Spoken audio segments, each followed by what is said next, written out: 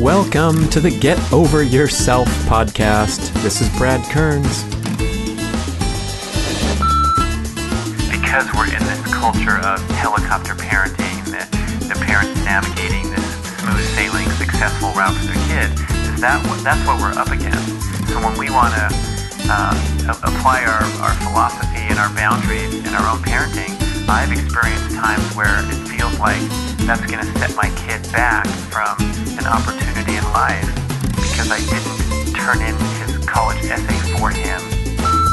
And so as parents, believing that we have to pressure and push our children to learn certain things at a certain time is a lot of effort spent on nothing. Because when our children are ready and when they want it and when their brain is ready, they will just do it naturally.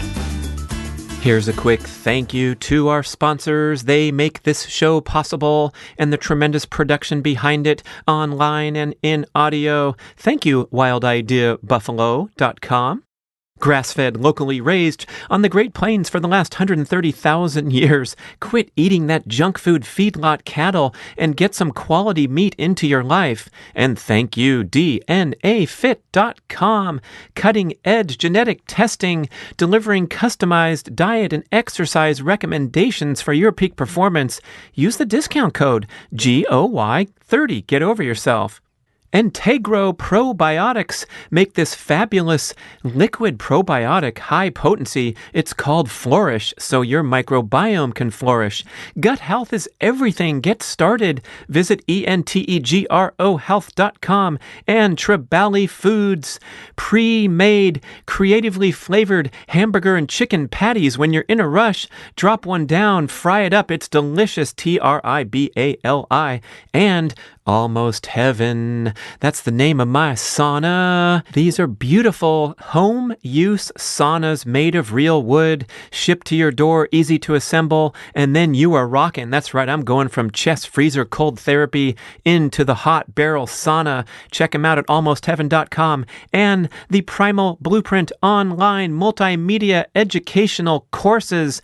To go primal, go keto, get a stand-up desk going, master the challenge of endurance training. Go to bradkearns.com and click on the links to learn more about these courses. If you're sick of my voice on the podcast, you can now get sick of my face too on the videos.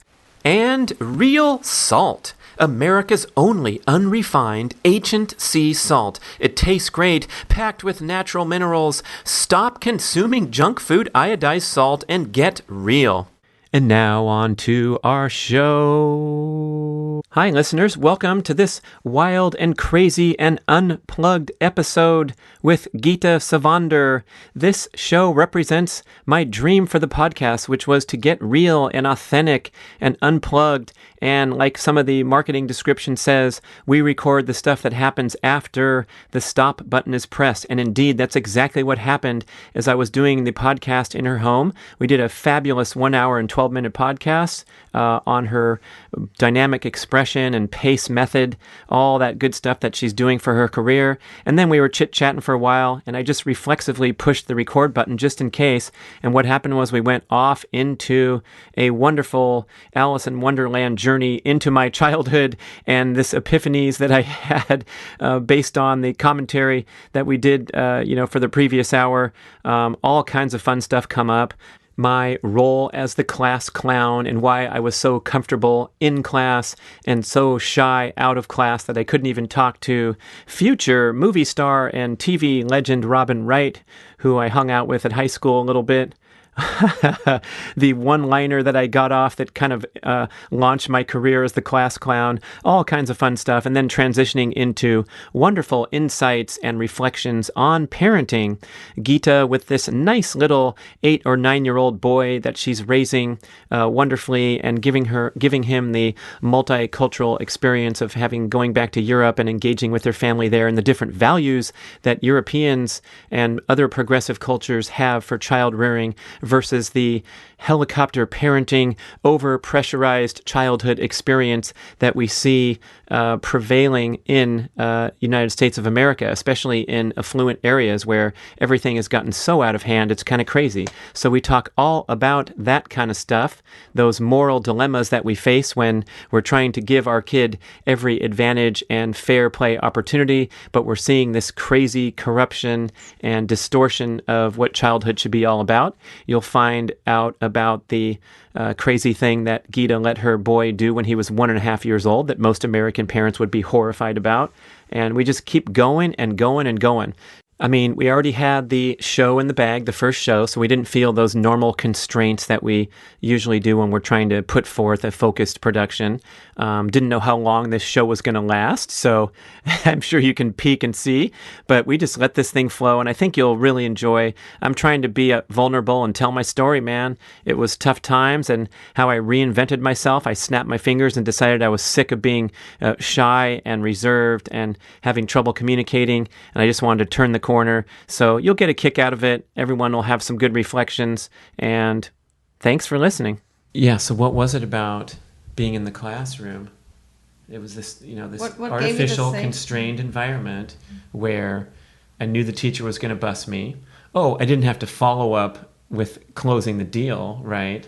Right. And that would be the time when I'm in the hallway and my friends say, "Dude, there's that girl that thinks you're so funny and cute. She told me so. Go ask her to hang out after the football game or whatever." And I just couldn't do it. So even your neighbor here in Marin County, Robin Wright, the famous actress, we were high school classmates. Oh, you were? And she was so funny and so wild, and we would flirt all the time on the soccer team. But I couldn't. I was perfectly comfortable flirting with her at track practice. I said soccer, track practice, and doing high jumping and goofing around back and forth because there's a coach there and they're going to yell at us if we get out of hand, and then it's time to go do the next practice. But I remember seeing her by herself in the school parking lot, and I couldn't approach her, And so right, that's a very different environment. Yeah. So you were obviously really comfortable in a place where you knew that you could do step one, which is having people around you, and that was safe for you. Yeah. But step two would be you and the other person being together in an environment without others. So it's a very different environment. And also, I mean, that's one part of myself, is I can be a funny performer guy on the stage that is the high school classroom. And then the other part of myself is to be vulnerable and authentic in a different way, to say, "Hey, I think you're really cool. We should hang out more. Do you want to go to the shopping mall this weekend and get an ice cream?"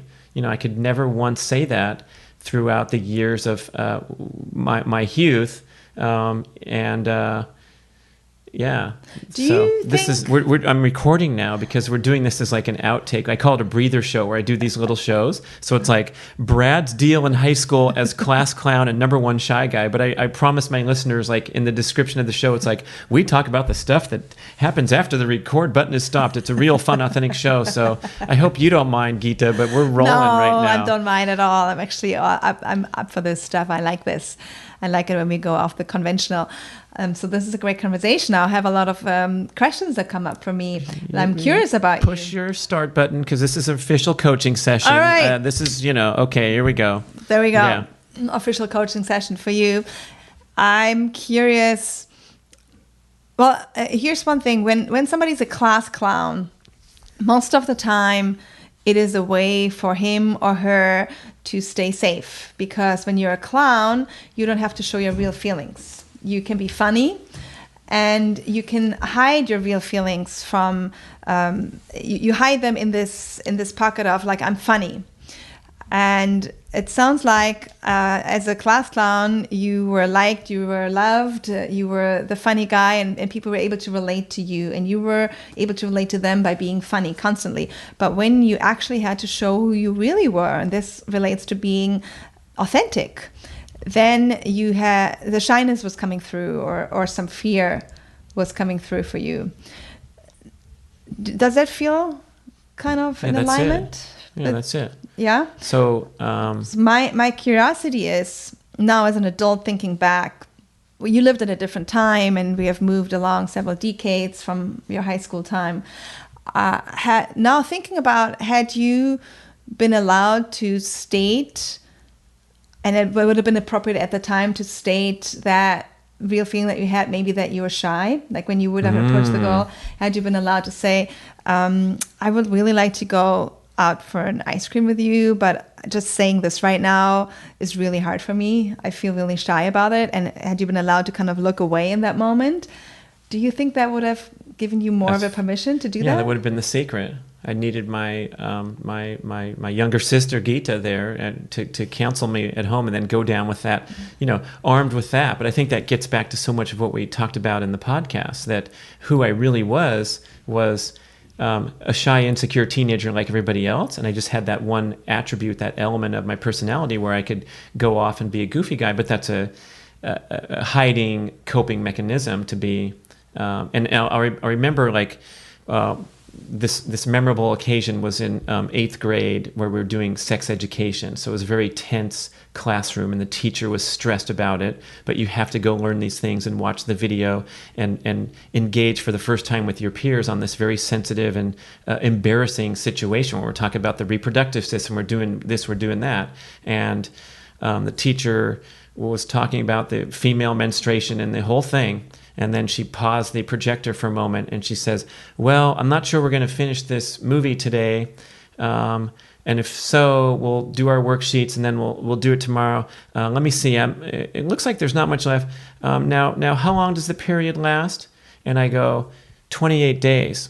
And everybody just cracked up, and it was like, it was at a time when the class was so sensitive, and the teacher herself she was probably 27-year-old science teacher, and here she is with these rowdy, sweaty 14-year-old teenagers packed into this little mobile classroom. But it was like, in that high-pressure situation, I diffused any of that with a joke, where it's like, if you had me stand up in front of the class and ask about, my frequency of erections in 8th grade, I mean, I would have turned beet red and fallen through the hole in the floor of the classroom, right? Yes, I can totally see that. And this was co-ed, right? Oh, of course, yeah. And the teacher did a great job scolding me with the biggest suppressed smile. Like, I knew she was going to burst out laughing too. But I kind of reference that now, because that's when I started to build this momentum of like, wow, this is a way that I can succeed and break out of this painfully shy shell where, I'm shy watching the stupid movie, but I can pop off with a joke. So it was like an escape, and sort of going right back to that point where, why didn't I just go up on the playground and say, hey, Robin, because I know Robin's listening. She has to be listening now to this fabulous podcast. Hi, Robin. That's right up her alley. Good luck on the set of your next Smash series. Why don't I just say, hey, I know I'm that funny guy in class, but really what I am also about is I'm a little shy and insecure, but I do like to go eat ice cream at the mall. How about you? Anything of that nature. That's kind of your...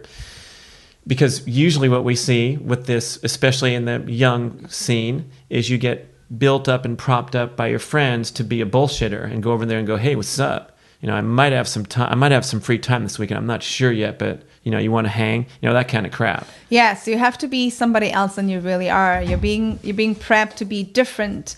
Even I think most of the guys at that age that are showing that they are confident, they are prepping themselves up in a different way. They are able to take on more confidence, like fake confidence.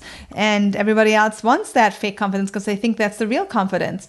And I don't think that's who we are. I think when we are teenagers, there's so many insecurities. I mean, we are not explored. We haven't explored our lives yet. We don't even know what it's like to be with a girl or with a boy, and maybe we have started to explore it, but there are so many questions. There's so much uncertainty ahead of us. And how can we really be confident when we are actually uncertain? And so being able to be willing to, or be having permission in our society to actually express that uncertainty, because that's where we're at in life, that's going to let us be much more confident, because we can be confident about the uncertainty. But instead, we have been prepped to pretend that we are certain, that we need to be somewhere else. We need to be a 30-year-old, although we are just 16 or 18. And that doesn't work. That's not real. That's not who we are being. So we're not present. That's not who we really are. We are not authentic. And we can't even be expressed because we're not allowed to really share that we are feeling uncertain, because then we're being told by others that they're going to laugh about us. And I personally believe that even a teenager that is willing to share their uncertainty, or when I have a guy coming at me that feels a little insecure and shares that with me, I'm much more able to open up and to understand who he is being than if he's trying to show the cool guy, and then I don't know who he really is. That doesn't impress me. I'm sure it impresses some girls, but we wouldn't be a good match anyways because it doesn't feel real to me. It impresses those that are stuck in the same artificial pattern, manufactured pattern. And boy, that sounds like trouble, long-term trouble for sure. Yeah, or even, how long, when are you going to first crack and show who you really are? And then how's it going to be handled? It's going to be handled poorly because everything's been faked. The whole relationship is built on fake. In the workplace too, that's so common. Your relationship with your boss. I remember one of the best encounters I had with a boss was he was talking to the whole team, the little marketing team of I think 5 people, and we're wrapping up a meeting where he's directing us and orchestrating and telling us our responsibilities because he's the boss. And he closed the meeting and he says, "You guys remember something? I work for you, not the other way around. The most important job I have is to work for you and tell me how you need me and how I can help." Because his job was to be a leader and manage 5 people. And he flipped that he flipped it around. And it was such a profound comment because really that is my most important thing was to go and organize the schedule of the event. That's my job. But his job is to work for me if I go and need his help. And so it made that open communication and totally transformed the usual stale, stuffy dynamic of your boss telling you what to do. Yeah.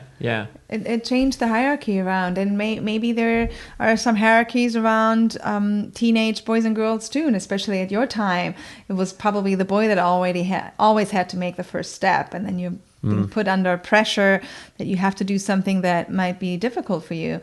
I'm actually curious. Well, did that ever change for you? And when did that change, that you were able to address girls more freely? Yeah, you teed me up with a good question there. So, I finished high school, and this is a big transition in life. I'm heading off to college, moving away from home, first time UC Santa Barbara.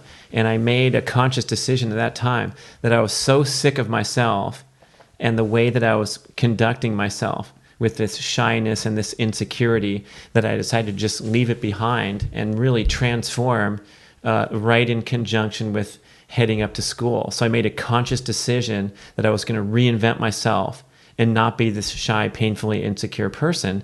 I knew I had it in me. I had some A game, if you call it that, because I was able to crack people up in class or had glimpses of, places where I was confident, such as on the athletic arena. I made it to the state championships and the national finals of running. And, I had a sense of self-esteem and confidence from excelling and hitting these goals in life. And so I just wanted to apply and redirect that stuff to socializing. Everybody was new. The situation was new. And I think that worked out pretty well for me, where I was able to just leave that stuff behind, and an abrupt transition to being a new person, where if you met me freshman year in the dorms, I might have been outgoing and engaging, and I didn't need the alcohol. That was my other strategy in college. It was like very soon after I got there, I hadn't drunk a sip in high school. I didn't know what being inebriated was. I had no idea what it felt like.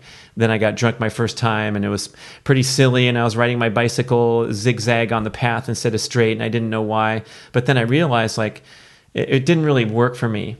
I didn't enjoy messing with my brain function and getting silly. And I realized that while everyone else was needing that alcohol to get to that point, I could just snap my fingers and get to that silly point because of who I was. I was just easily capable of doing fantastic. That. And so I sort of had an upper hand or an advantage in that sense, because I'd be the only one sober at a party, but I was acting silly like everybody else. But I had a slightly better judgment, rationale, decision making, knowing when I could go for an advance move and say, hey, what's up? It's too loud in here. You want to go out to the balcony and talk, or whatever it was. And I'm not saying I was not a player by any means, because that didn't work for me either. But I felt more comfortable in myself, thanks to the athletic experience was a big help, and going to school and being independent and being away from home and all these things. My parents didn't mess with me, and they didn't intervene with all the little day-to-day challenges of life. And this is the kind of thing, I'm kind of rambling, but like I think we're missing that a little bit today, where the kids relying on their parent for every single thing, and to navigate and orchestrate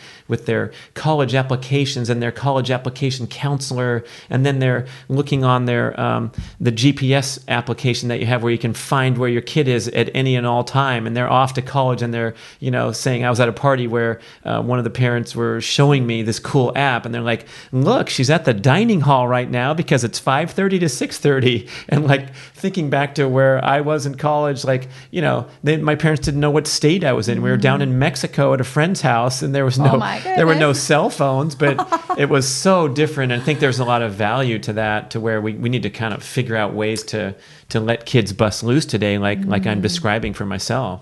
Take on some responsibility for themselves, even at a younger age. How can we be responsible for ourselves as adults if we don't learn to be responsible for ourselves as children?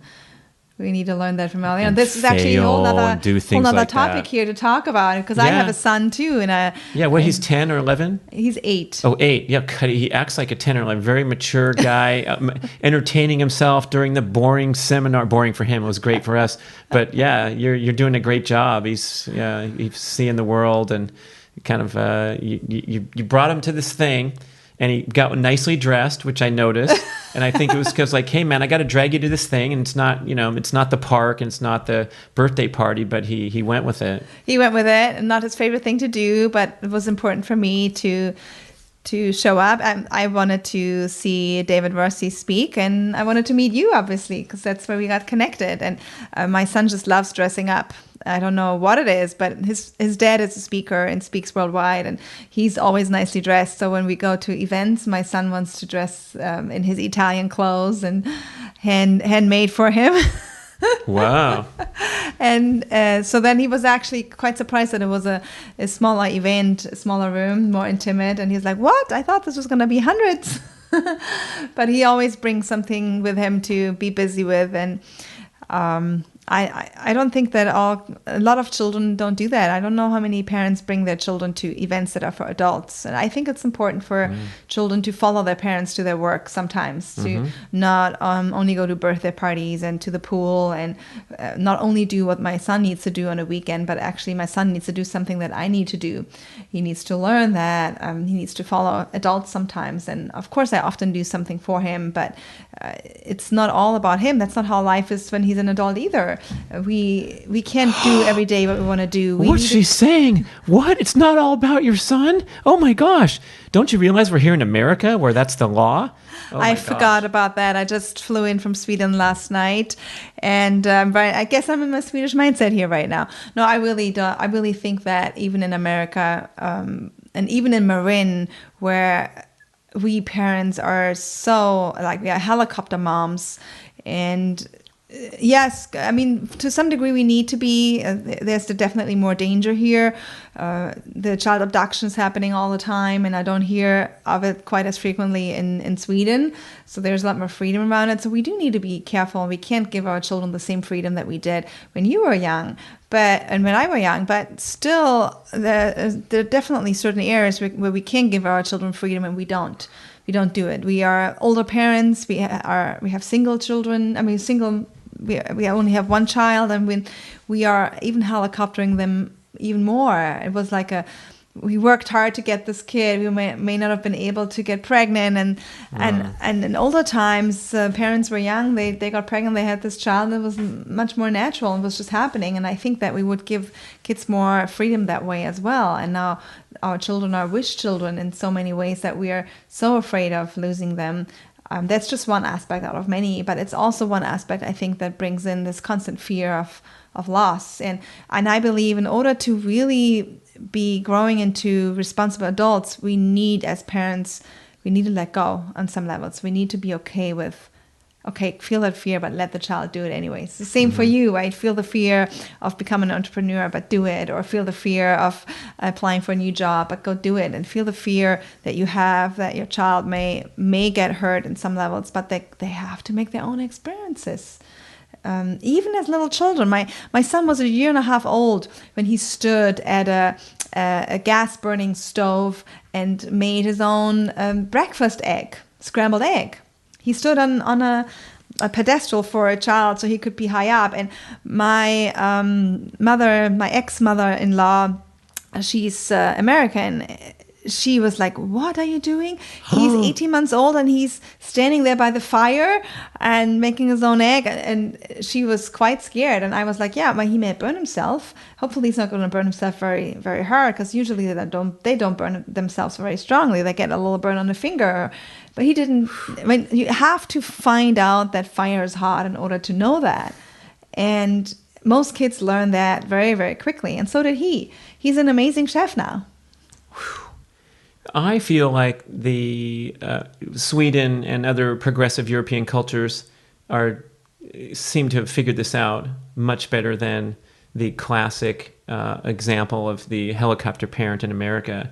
I'm wondering if you see some disparities in the culture, especially going back and forth. That's got to be aggravating, because you're trying to preserve the highest values that you have and running up against roadblocks. Yes. Well, there's a cultural difference, but then there's also, I think what I'm also running into partially is generation conflict. Like when I go back to Europe, my parents live both in Germany and in Sweden, and then I run into the way that they were raising their children, and they tell me, well, I see you do a lot of good with your son, but there are things that we see that you do that are not good at all. And if you keep doing that, you're going to have a really, really challenging teenager. And then I go, really? what am I doing wrong? And so there's part of that American culture that I've learned and taken on from being away from Europe for so long. But then the other one is also the generation difference of how we raise our children. And it is very refreshing for me to go back and to see what others do. And then it's also conflict creating. I definitely see quite some conflict that is coming from that. And in some ways it's easier for my son to be with my parents without me there, because then they get to do with him whatever they believe is right, and he can adjust to that situation because they know that his grandparents are with him in a certain way. And some ways it's easier with the older generation the way they're with the children, because they demand respect from the children. I don't think that we demand as much respect from our children, both culturally but also generation-wise, because I see that happening in Germany and Sweden too, that the children don't respect their parents as much. Hey, you see it happening in aisle number 4 of the supermarket. Yeah, the aisle number 4 where all the candies are and the chocolate. You just see this interplay where it's mind-blowing how ridiculous it is that the kid's running the show over and over, just constantly reminding how backwards it is. It is. And I can see that with my own son too. He is running the show with me at times. And I protect him, and I go, oh, it's just because he comes from divorced parents. And, oh, it is because he has some fears and anxiety because his parents are divorced. So I'm protecting him in a way that is not good either. I do see that, well, there's like something to both. Right? You gotta be sensitive to certain aspects of divorce. But on the other hand, you also just gotta be a freaking parent. And being a parent means that your child has to sometimes just learn to listen to you, and you have to set boundaries. It's a boundary question. And I feel like generally in our time in the Western civilized world, we are not willing to let our children feel those boundaries strong enough. And some children demand them more than others. Other kids don't need as many boundaries, but all children need boundaries. And I can see that we don't really enforce those boundaries. And here in Marin County, let me say that again. And here in Marin County, we, more so than in other places I see, we don't enforce those boundaries for whatever reasons that is. And I think that children really do thrive. They thrive on boundaries in a certain way. Well, they're programmed to pursue the limits of the boundaries. So that's how they gain their independence. Is they're pushing the limits. But if there's no limits, then they just turn into entitled. entitlement, and also I think that's a way of reflecting of who they are. I think that we all need reflection. I know that I crave reflection. I crave to hear from others how they're perceiving me. And when we get boundaries, that's another way of holding that mirror up and say, up until here and no further. It's defining what you're capable of doing and who you are being yourself, and it helps them to define themselves, because children that don't have that definition yet, they're being born into full expression. We talked about expression earlier in my work, and self-expression, and children are fully self-expressed. That's their job. All they do is to be fully self-expressed. And as adults, we move more and more into less self-expression. We move more into confinement and going from free. We call it free flow in Laban movement analysis, one of the trainings I've done. It goes from free flow to bound flow. Children are completely free flow, and then the older we get, the more bound flow we get. Now, how can we as adults stay more in the free flow and not get too bound? And how can we help our children to take on some bound flow so that they're not completely crazy, overly expressed, such as on aisle 4 in the supermarket? Yeah, and if the bound flow comes in because of all these traumatic childhood experiences where you were told you weren't good enough for the team and discouraged from they wanted you to come to a different classroom because it was a hassle to use the microphone, and all these things serve to bind us up. But then we also maybe are we making up for it in this generation with this, freewheeling helicopter parenting experience where the kids are indeed the center of the universe and come, before the needs of the couple and all those kind of dynamics that you see playing out over and over. Maybe we're making up for it because, I had a rough time with my dad telling me I was no good, or whatever the situation was that you're trying to make up for. Yes, I can see that in my parenting relationship as well, and with the father of my son, my ex-husband. There's definitely a lot of that happening for both of us. And part of it is because in our time, are bringing in a lot more awareness of emotions. And almost all of us adults have had some kind of therapy. So we are aware of our childhood trauma, and then we don't want to repeat that. But it also brings in the opposite, which is too little boundaries. And sometimes it's not even about discussing anything. It's just about, this is what needs to happen.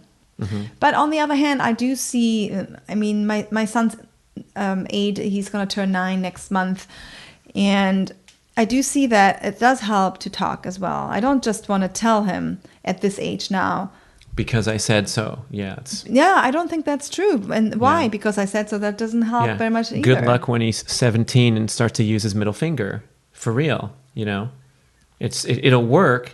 And I remember picking up my kid and removing him from the situation, just using 2 hands and picking up him at the armpits and carrying him into the room for a timeout, which works very well when they're 3 and 4. Right. But if you don't build that respect, that natural respect, then when they get bigger and taller than you, like the George Michael video, I'm big enough to break down the door. Bad boys. You're welcome to that era, and it's coming soon. It just is what it is. So, I always wanted to build that natural respect with my kids and honoring the rules and all that. And this great book, Raising Winning Kids Without a Fight, Dr. William Hughes from Sacramento, I think it was from that book, a lot of other great insights, but he said, you want to get used to using the word bummer a lot when you're raising your kids. In other words, oh, you didn't do the dishes. Bummer, you can't use the car today. But I have to go here, but the rule is do the dishes, then you can use the car. Oh, that's such a bummer. I'm so sorry about that. I'm not apologizing. I'm saying I'm sorry about this situation and I'm sorry about your pain. It's a real bummer. Yeah. But you didn't do the dishes. And then not engaging in that dialogue like, do you see how hard I work? How dare you take advantage of me? I feed you the food. I bought the food too. All that stuff is just like blah, blah, blah. Might as well be Swedish. Var kan man köpa dagens nyheter? The kid's like, what? He's not listening to your rationale. and he doesn't need to, and it weakens the relationship to have this argumentative, like, case in point, I also washed the car last week, all that nonsense. It's just like, do dishes, get to drive car. Didn't do dishes, bummer, no car. Right. And listen to me talk tough here, and like in my own life with my own kids, and they can tell you too. We'll get them on a podcast. Like, it's not, you know what to do, but all these impure influences get in the way, and one of them might be in that example, like, oh, that means I got to drive and pick them up at basketball practice instead of doing what I want to do with my day, or whatever the example is, where you don't hold that hard line because you don't want to deal with conflict or all that kind of stuff. Well, the other thing is also that it's really challenging to hold that hard line, and I know for myself that sometimes I'm just tired. As a single mom, I've been working out and about, and I come home and my own health issue with hypothyroidism leaves me feeling tired at the end of the day. And if I'm then supposed to also hold that really hard line, at times I'm just like, you know what, I'm just gonna go and do it myself. And it's not the best for the education of my child, but it's just what happens as I'm human, he's human, and maybe I have to build stronger boundaries at a different year then, and sometimes you just have to give in. But of course, the ideal situation would be to hold your strong boundaries no matter what. And at this age, when they're 8, 9, where my son's at, he can still scream really loud. I mean, as teenagers, they won't scream. They will hold their boundaries in different ways.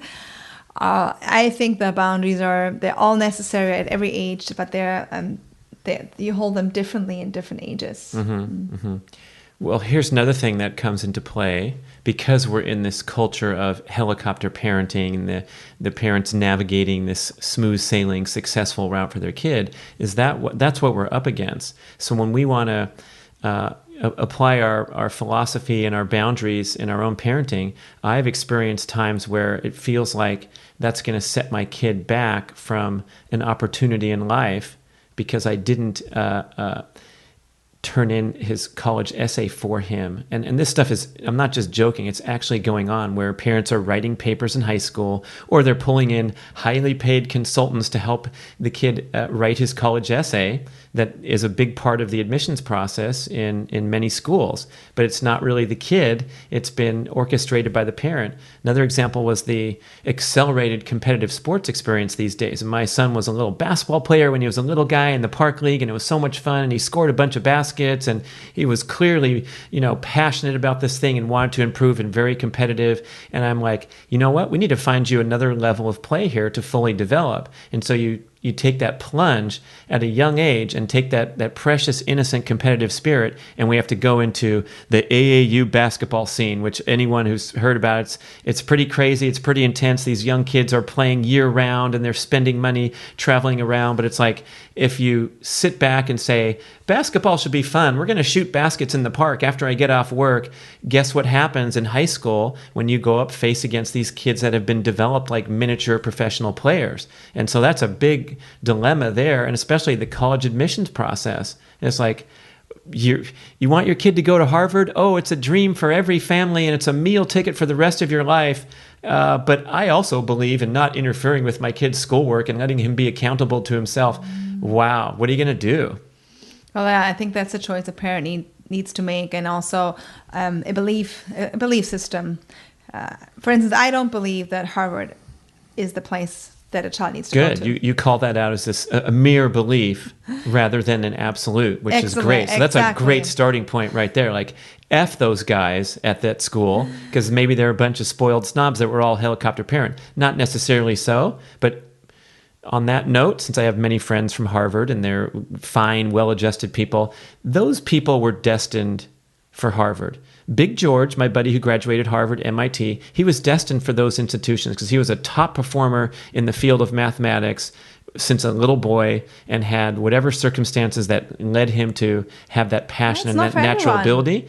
But trying to push your kid and orchestrate that to compete against someone who's naturally meant to be there, it's just like in the athletic arena where the natural athletes with competitive passion, they're going to make it to the pros anyway, even if they have a lousy coach or they get put on the wrong travel team and all that. And the rest of us are just worried and stressed that that our offspring is not the exact, destiny that we dream for them. Yeah. Good start. Carry on. It is, I find, especially in America, it is so artificial to see what our children have to show in a very young age, what they have to be capable of doing. In Sweden, school doesn't start until they're 7 years old. And here, it starts when they're 6. And the kids in school are, in certain subjects, they are doing things that I did when I was in 5th or 6th grade. My son in 3rd grade has to do writing on a level that I learned when I was in 6th grade. And I find first of all, every child develops in their own pace. And also our brain just develops in its own pace. I mean, we can squeeze things in really young, and we can force our children to learn certain things at a young age. But is it really necessary? I remember that I always wanted my son to learn how to swim. I wanted him to learn how to bike. And there were certain things he was super afraid of. And took him to swim classes as a baby, and he screamed. And I tried, and I thought when I do swim classes, he would be a great swimmer from early on. It wasn't his thing. When he was ready to learn how to swim, he asked for it. When he was ready to learn how to bike, which was later than most kids at age 6, he learned it within 1 day. And so us parents, believing that we have to pressure and push our children to learn certain things at a certain time, is a lot of effort spent on nothing. Because when our children are ready, and when they want it, and when their brain is ready, they will just do it naturally. Press rewind. Replay. There's a 30-second back button on most podcast apps. Hit that button and listen to that again if you're a parent, especially of a kid of age. And my insight, my perspective now, my kids are 20 and 18, so they're adults, right? So that phase where you thought you had so much influence and it was so important to A, expose my child to sports, or B, try to get them into the best academic environment. All these things that we think are so important, I realize now it's less. You're way less important. Your role as a parent is way less important than you might think it is. It's not all about you. The kid has their own life to live. Even at a young age, their wiring and their genetic attributes and their passions and the way they navigate their environment is so much more on them than we think so. And the peer pressure already at a young age, and what they learn from their friends is huge. Way more important than a parent. Studies show, it's no doubt, their peer influence is way more significant than their parental influence from those formative adolescent years. I think that we have 6 years to really influence our children. Ooh, what 6 years are they? The first 6 years. Oh, the first 6? Woo! From you're on your own, kid. Here's $100. Congratulations on graduating elementary school. I think that's where we really have an influence. And after that, from 6 to 12, we have some influence. And after 12, I think it really starts breaking down. So like at 14, 15, we don't really have any influence anymore. We try, and it's still important to keep up our boundaries, like you earlier shared with the dishes in the car. All that's still important, but the real influence happens, it happens much, much earlier. And also influence on how our children will develop in later life. It's already happened the first 6 years of life. Wow. And certain things we don't really have an influence on. Some children develop patterns of being very emotionally sensitive, and we parents don't understand why that is. Why are they so emotional? If we are not that emotional as parents, they're hardwired for something. And I also believe that astrology has a certain influence on that. I think there are many more influence factors that we don't even know about. It is as it is. And of course, we as parents, we need to stay strong. We need to stay grounded. We need to stay present, authentic, expressed, and confident as parents in order to help our children be the best they can, because we can always help our children excel. But it doesn't have to be with that kind of pressure that they need to be the best athletes. Maybe they are never athletes. Some children just aren't born to be athletes. You can support them in using their bodies, but they thrive much better on doing other things, maybe reading books. Maybe that's their thing. And like my son, he has to be really good at reading books, and he's just in 3rd grade. I remember my mom telling me she hated reading books. And she didn't start reading books until she was 18. And she now reads a lot of books. And now when I ask her, I actually did ask her this question on this trip that I had in Europe. I said, what would you do if you had one more month to live? And she said to me, I would read books. Wow. And hearing that from a person that hated reading books most of her school years, that's huge, right? So a lot of the development happens through life, and we do need to support our children, and of course we want them to be able to make it through school. But I feel a lot of pressure from my son's school. He goes to private school, and there may be a little bit more pressure than in public school, possibly. I just got his grades today, this morning, before you and I started doing this interview here. I was in a lousy mood after that. I open it and it's not grades like numbers, but still there's like doing very excelling, doing well, just hanging in and not enough, kind of those kind of grades.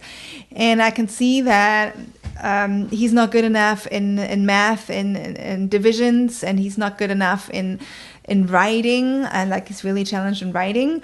And so I'm going like, oh my God, I'm going to call my parents right now and tell them that they have to do writing every day and they have to do math every day. And then I decided I'm not going to do that because his brain is going to develop in its own pace. And just because he's going to spend this summer every day doing math and writing doesn't mean that it's going to be easier for him when he comes back to school in end of August.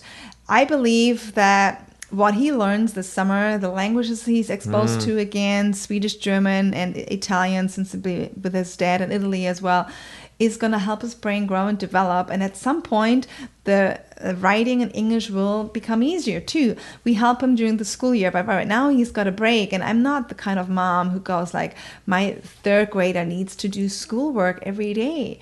I don't believe that it's really going to excel him in life. It may make me feel better as a parent because I feel like I've been pushing harder and I've done everything I can. Yeah. But it's my belief. He's going to still develop, and maybe in 2 years he'll excel in writing in English or in divisions in math. I don't know that. I just don't believe that just because we keep pushing our children harder and harder that it's going to make them better kids in school. Yes, we do need to help them when they have like a real deficiency, but maybe we can do that during the school days as well, or give them a break as well.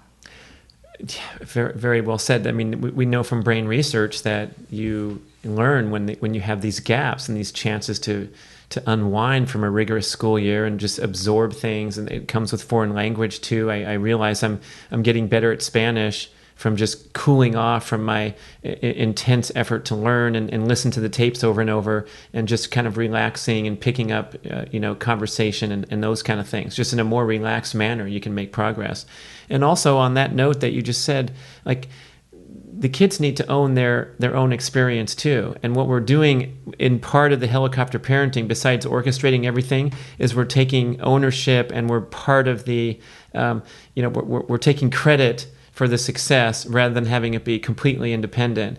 There was a great article called The Inverse Power of Praise, How Not to Talk to Your Kids. It was written in the New York Times in 2007. And I think about this article every single day as a parent for the last, that was 12 years ago. It just absolutely blew me away and changed my entire approach to parenting. And some of the basic insights were, we should do a whole show on this, but they said, when you say these platitudes like, I'm really proud of you, which all parents think is such a great thing to say. I'm so proud of you. You did great in the soccer game. Oh, I'm proud of you. You cleaned up your dinner table. I'm proud of you. You got pretty good grades in most subjects. As soon as you say that, you're taking the pride away from them and making it all about you. And you just performed for me, and so I'm proud of you for doing that. And you should. The argument goes that maybe you might never want to say that to your kid, but every time you feel that, you could say, you should be really proud of yourself. You played hard in that game. You should be really proud of yourself. You worked through and got a better grade. And it should be all effort-based rather than character-based. Like the other example, which was really mind-blowing, is to say, you have a daughter. Maybe you never tell her she's pretty.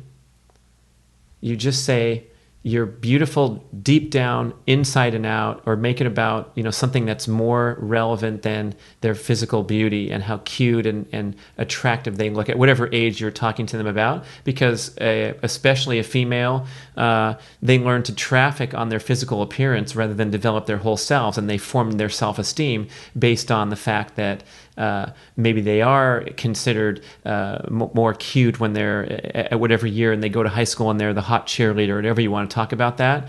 And that can be a potentially negative thing to reinforce in talking to your kid. And you're like, wow, okay, so catching myself and coming out of my mouth, I'm really proud of you. Whoops, you should be proud of yourself, the way you handled that. And then going down the line, you're a great athlete. Good or bad to say to a kid? In this case, maybe not such a great thing, because they form their identity when you talk about them as, you're really smart. You're really smart in math. You're a fantastic basketball player. If you say that, they want to own that. They form their self-esteem around it, and then they're afraid to take risks and push the boundaries of a place where they might fail when they try out for the more difficult team or take the higher math class, because their identity and their parents' pride is wrapped around how well they excel. Yeah, I think that is really that part that the child tries to live up to the parents' pride. That what you just described creates a child that only wants to have more and more positive stimulation from their parents, instead of having the inner drive, their own inner stimulation of what they want to achieve or what they think is beautiful.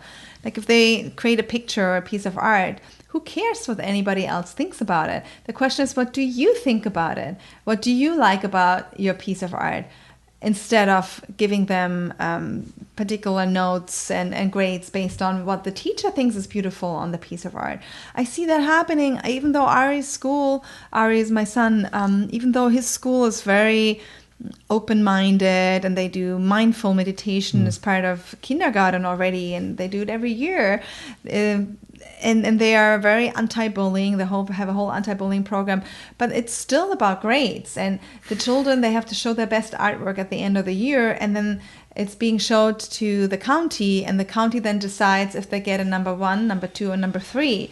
And my son has been crying about it because he thinks his art piece was so beautiful, and then he only got a 2- instead of a 1 like some of the other ones in class. And he said, why do they all get a 1 and I get a 2-? I think that's crushing our children. It really is. It's absolutely unnecessary pressure that we put on our little kids. If the children want to be in competition when they are older, they can choose to do so. But we don't have to force them into this competitive thinking around, especially around art and expression, where it's about them feeling good about what they do and somebody else knocking them down by telling them that your peers in class are actually doing better. How do you really know that an art piece is better? It's a piece of art. I guess it's a chance, a teaching moment there to say, here's one thing important in life, is not care what other people think so much. You think you did a great job, that's great. And then the parent can support that. And that exact example, I think, was brought up in the article, where if they present you a piece of art, you find a way to praise the effort rather than judge the finished result. Like, you can sell that. That's amazing. No. There's no need to say that, because that's putting yourself into comparison to someone who sells their art, and that designates them as a professional artist. Forget that. It's like, wow, that must have taken you a long time. And interesting here how you used 2 colors for the birds. What made you decide to do brown and blue? Oh, you looked outside, and all that's like, it will light up any kid, even if they get an F- from the school. You bring it home and go, did you have fun doing it? It seems like you were really into it. I saw you in your room. And the whole perspective changes from this, win or lose, do or die type of mentality that's so damaging. And that's what we're carrying around. We adults with issues and therapy sessions and trying to unwind all this bad programming, where even a well-meaning parent saying, I'm proud of you for this, I'm proud of you for that, maybe needs some unwinding. Yeah, I really love this discussion. It's I know we got a whole nother podcast out of here, so thank you, Gitta. What a great show. This was my dream, to just get free flowing, and we got into parenting. It started with Brad's class clown experience. I was going to do an outtake for 5 minutes. We're just killing it right now. GittaSivander.com. By now, if you're not going to hit that website and watch some of those videos that you did, that was really engaging because you're up there like with a On blank YouTube. screen and just going for it and looking into the camera, walking right. your talk, right? Yeah. Yes, I do it myself. I don't really have a videographer working on me and polishing up everything. It's just about showing up. Thanks for listening again. For B.rad and Gitta Sivander, have a good day.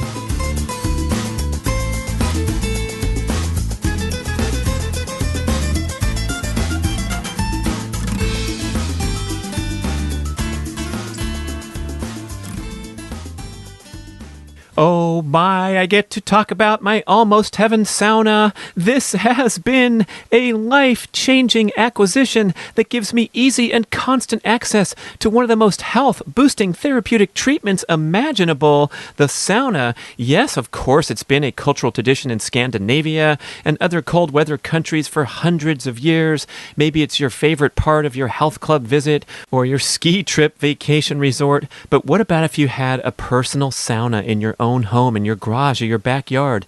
Check out almostheaven.com. They make these super attractive barrel-shaped saunas made of thick, solid wood. None of this fake stuff.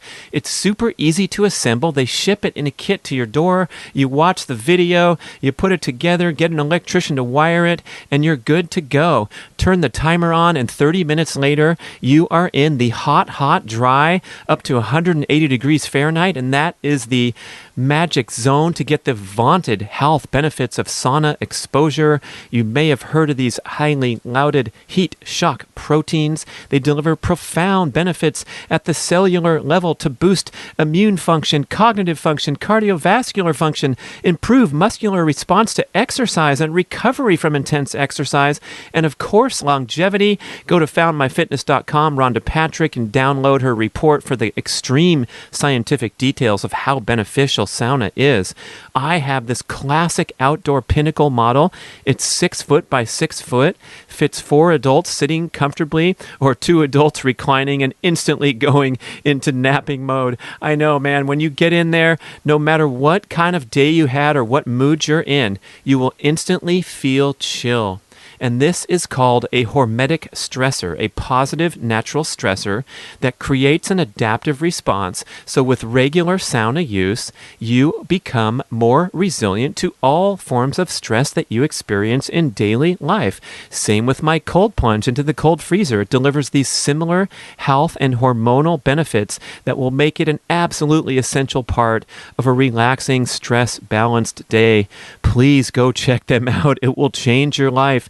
And you can get these beautiful 6x6 or a larger model or even smaller for a surprisingly affordable price due to the direct relationship. You order it on almostheaven.com. They ship it to your door. I can't say enough about it. I'm so excited. This sounds like a commercial. Okay, it is a commercial. But let me tell you, beyond the health benefits, this is a social centerpiece. It's a place to relax and chill and splash the water on the rocks and get a burst of steam. So go pay a quick visit to almostheaven.com. Warning, you're going to be tempted. Let's talk about probiotics from Integro Health. Do you want me to sing the messages? Nah. But probiotics are an extremely important concept. Hopefully you're all in on the values, the benefits of nourishing a healthy gut microbiome so you can flourish in life. And that's the name of Integro's product, Flourish, unique, extremely potent, living liquid probiotic. Yes, it's liquid form. How is it different from other probiotics we usually see in pills? This is the message from Integro. Microbes continue to thrive and metabolize in their own milieu. Do you like when companies use the word milieu to describe their product? I do. These include short-chain fatty acids, bioactive peptides, amino acids, enzymes, and minerals. The liquid base makes it acid stable, so microbes can survive the stomach environment and transit to the lower GI tract for integration to give you a healthy gut microbiome. There's 11 different strains in this thing, carefully hand-cultivated in the laboratory with precision to deliver 8 billion total CFU.